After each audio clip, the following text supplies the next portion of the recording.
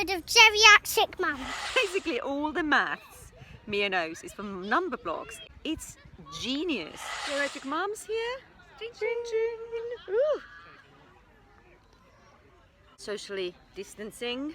So today we're going to talk about homeschooling. We've been practicing that for a couple of months and it looks like we're going to be practicing it for at least another few weeks before the schools open.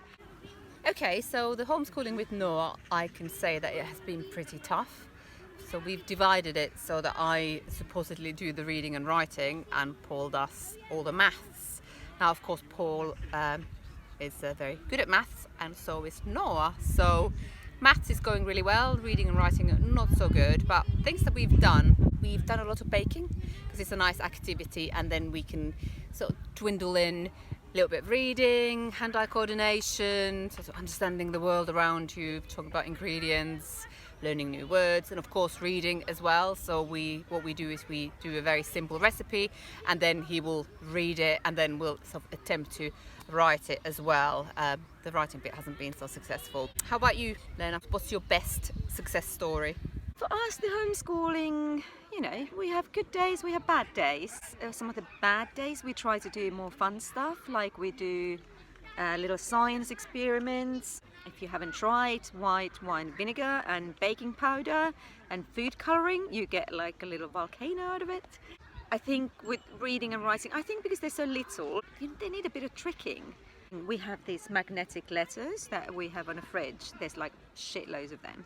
And so we write each other little messages, and that gets him to write and read. We've been drawing and writing cards for relatives and friends, and we have been watching a lot of Numberblocks. Basically all the maths Mia knows is from Numberblocks. It's genius.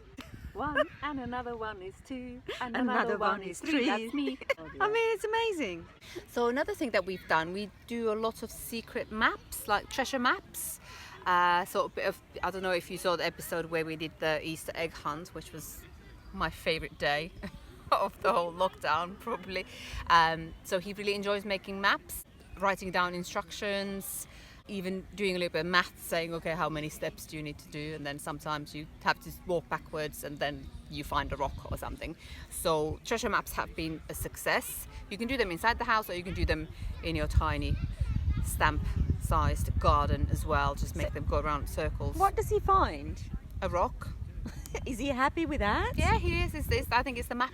The finding it is the most exciting thing. Okay. One final thing we did, we've done other things as well, but this is that I would recommend. So just to kind of, when the lockdown first started, to kind of understand what the coronavirus was and what we had to do to kind of keep ourselves safe. So we did like a hand washing sign. So how do you wash your hands? So we draw a picture of soap and then bubbles and water and a towel, and he's very good at that. I think he's gonna keep singing happy birthday to you for the rest of his life. As we will all. Yes, we will. I know. I think that we have never touching door handles again. So there you go. That's kind of what we've been doing. What about you? Couple of things that we have been a bit of a lifesavers. We've kind of made sure that he knows that there's times that are just independent work time. They do that in school anyway, so they know what it's about. So he kind of accepts that, and sometimes if he's really anti something, we might use like a little timer and say, okay, we'll do 5 more minutes, and it's kind of, they know that it's gonna end. One tip from me as well, I guess, is like to play board games. It's more interesting for you and for them than just reading their boring books. So we got shitloads of board games, and we've been playing them a lot. And they count the numbers on the dice, and in 2 dice, and it's good. It's good. And something that, I don't know who the hell came up with Hangman. It's so un-PC, but we started playing that, and it's really good for reading and writing. It's excellent. But yeah, it's like you get to hang a man.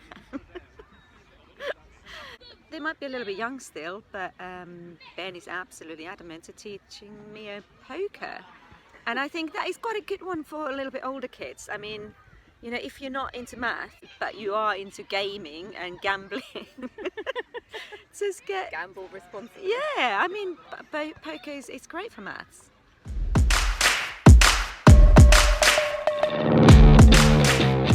I am so pleased that we are now a little bit less restricted, that we can be outside more, because for those weeks that we were mainly indoors, and Noah was adamant that we were only allowed to leave the house once. He was saying you must listen to the government, bless him. So basically he wasn't getting much exercise and he was starting to get a bit of a tummy.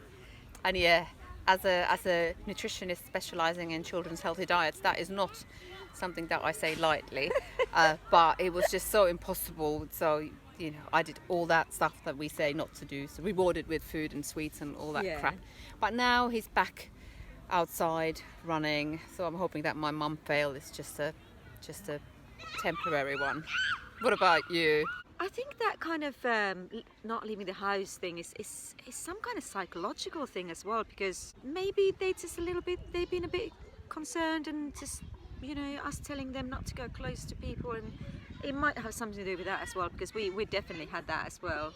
My mummy fail is probably something that a lot of you have felt as well. It's just working at home. I mean, we have to do it, but it's been really hard when Mia's come to me. It's like, why do you always work? Please, mummy, stop working. And it is heartbreaking, but obviously, what the hell can we do? Lucky to have a job, really. So that has broken my heart a bit. Temporary. Yeah, exactly. So do let us know how you've been getting on and what you're doing. And stay safe, stay sane. Cheers.